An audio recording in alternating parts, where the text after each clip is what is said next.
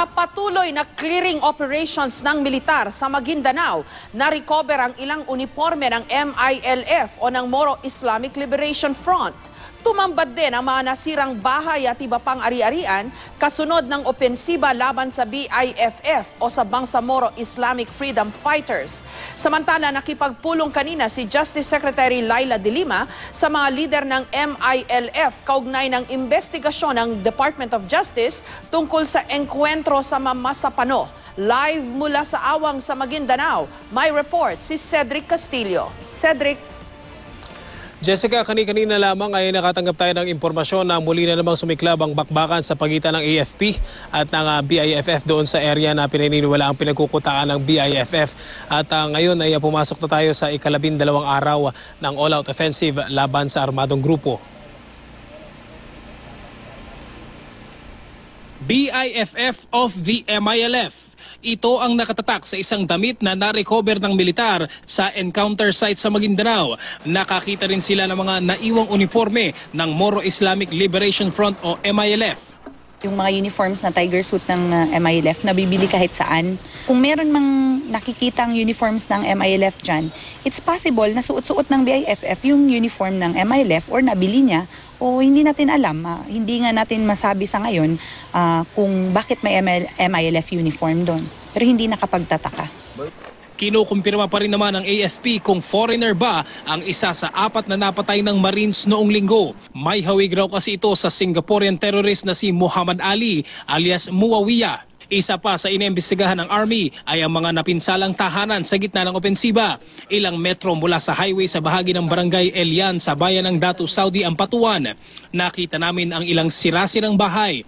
Patunay raw ang malaking ukang ito na higit na malaki sa bala ang pinaulan sa kanilang lugar. Ito na tamaan ng bomb.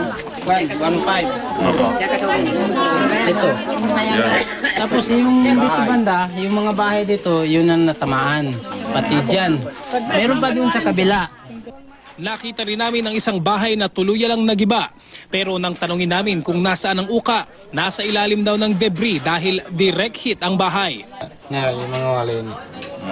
Ganito yun, sabi niya, ang gusto niya matulungan daw para maayos yung bahay nila. Kaya alam niyo, wala-wala sila.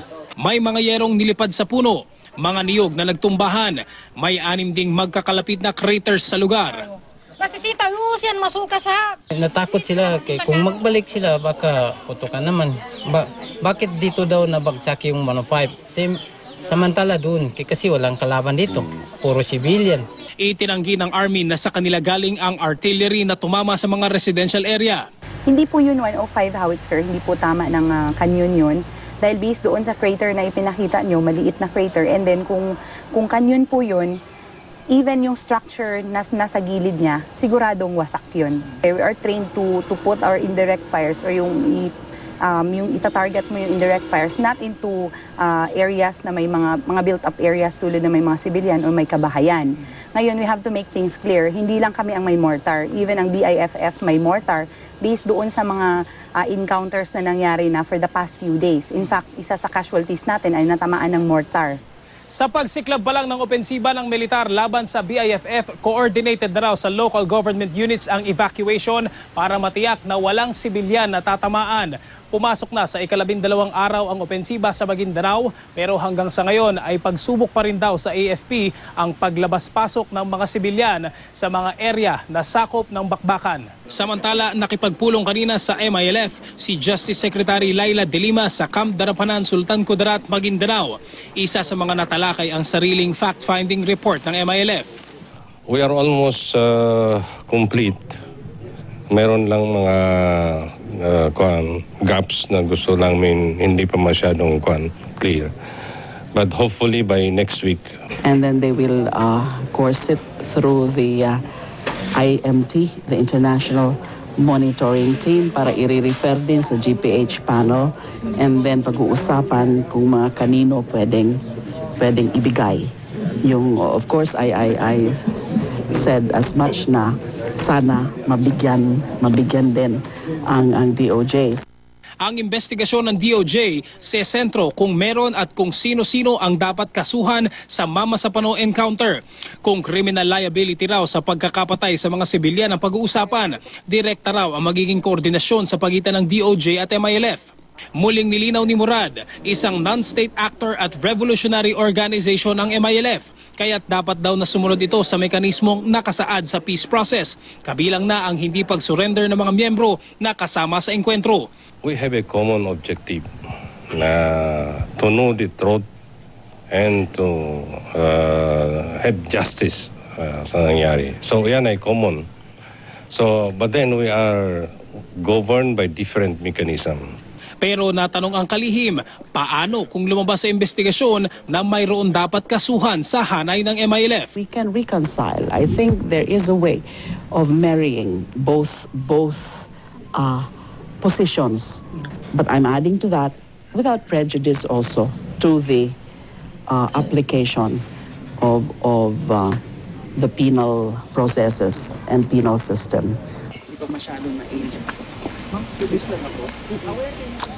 Jessica, bukas ay nakatakdang magpunta si DOJ Secretary Laila De Lima at ang buong team ng DOJ sa site ng Mama Sapano encounter para magpatuloy, para bibilang bahagi pa rin dun sa pagpapatuloy ng investigasyon ng DOJ tungkol dun sa enkwentro.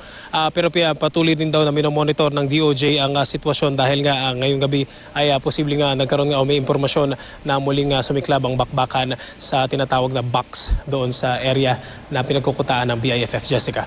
Klinaro ba ni Secretary De Lima, Cedric, kung ano ang ibig niyang sabihin dun sa we can reconcile, dun sa issue na yung kung dapat bang pananagutin. Di ba? Kasi yun ang pronouncements nung una ng gobyerno papanagutin yung mga MILF na sangkot o kasama dun sa mga bumarel sa mga SA-44.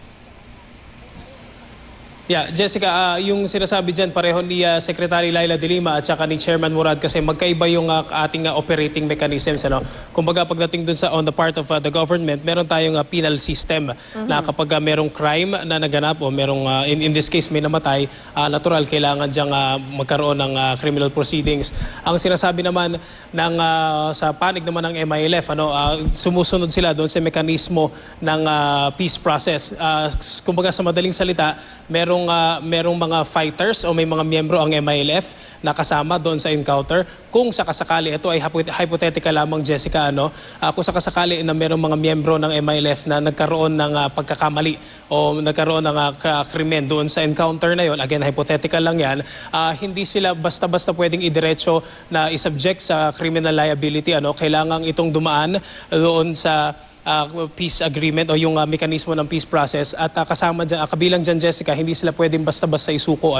Kailangan na silang masubject sa sanction ng MILF. Again, yung MILF ang magpaparusa doon sa kanilang mga miyembro at hindi yung government. Ito yung sinasabi ng dalawang operating mechanisms. Ang sinasabi ni Secretary Laila De Lima, kung sakasakali na magkaroon ng mayroong lumabas sa investigation na may criminal liability ang isang miyembro ng MILF, ay pag-uusapan daw ng dalawang panig ng gobyerno at ng MILF paano i-reconcile itong